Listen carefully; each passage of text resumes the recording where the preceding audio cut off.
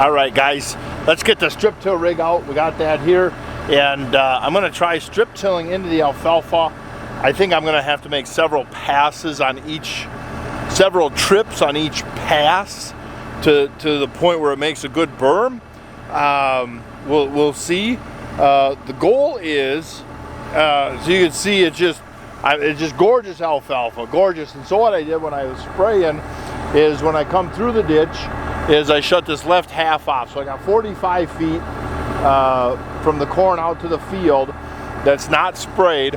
So I want to make 12 good rows with the strip tiller so we can plant, so no herbicide, no nothing, just plant 12 rows and just let it go for the year and see what happens. If we have to come back and do a rescue, then we rescue it. But I just want to see, because in the future moving forward, if we can get it to work, then in the future moving forward, we'll have to come up with a planning on the crop acres. So every year you're seeding some fields down to a legume dominant mix with some grasses, and then every year you're strip tilling that you want corn, you're strip tilling into an older field of that.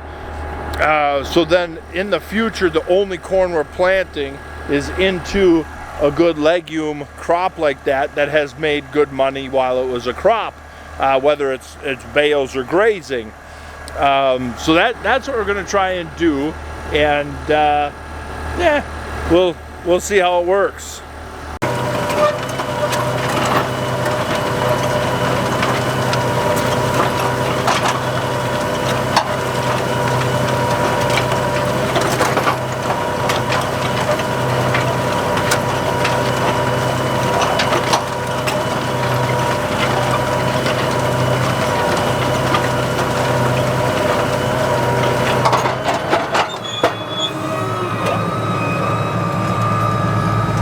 Let's go check it out. I got a little squirrely trying to hold the camera outside. So the problem I have with the strip tiller now is, look how beautiful it made. Oh my gosh, look at that soil. Oh, that's absolutely gorgeous. But if we came out here with the corn planter right now, you'd have this cavity. And so maybe a row cleaner could knock that off. Maybe if we did this last fall, by the time this spring comes, these slabs would be kind of melted down. So I'm going to turn right around and just drive a couple trips right on top of this strip. I'll just go back down and back and just see what it does.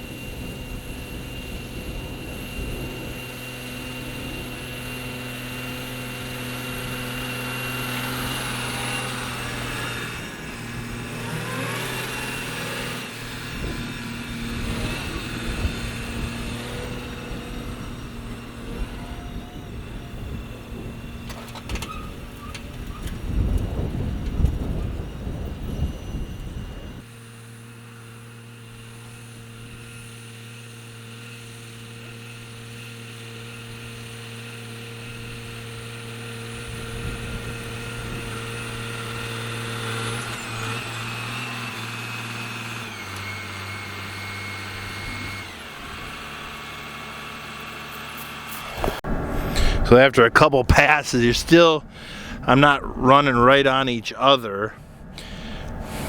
You could almost plant on it. It may not be perfect. Here's where I had two different paths. You can see one and the other. You got the big chunks in between. So maybe a third, another trip down. Look at that alfalfa root. You talk about compaction fighter. But down here, oh boy. Oh, that is so nice. So that's got a third trip. This one only has a second. So what I might do is go down slow, come back slow, and then go back down on this slow. Adoring fans, you know, they're everywhere. I can't ever just be out in the field, you know, without fans stalking media and press. Yeah. We'll do it a couple more times. You can see where I picked up speed a little bit to try and see if that faster would be better, but it's not because it started to blow the dirt out. So maybe a down back and a down. See what it looks like at the other end. Well, it's not perfect. Here where I got off several times is absolutely wonderful looking. But where I stayed in the same path over and over and over, all I did was make a trench, and it just made that trench.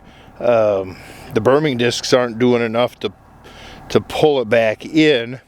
But for the sake of science, we'll plant it. It ain't going to be perfect anyhow because I just did it freehand. And so you can see I got wiggles, you know. So I'm going to split the difference between the two and, yeah, see what happens. Ideally, it'd be nice to have a rototiller with the tines on 30-inch, you know, like a 10-inch wide tine pass.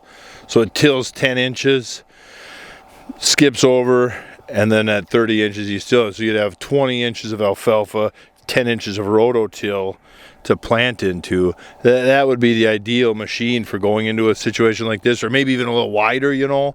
So maybe you only leave a 10-inch swath living. Who knows? That's why we're trying this stuff. Who knows, right?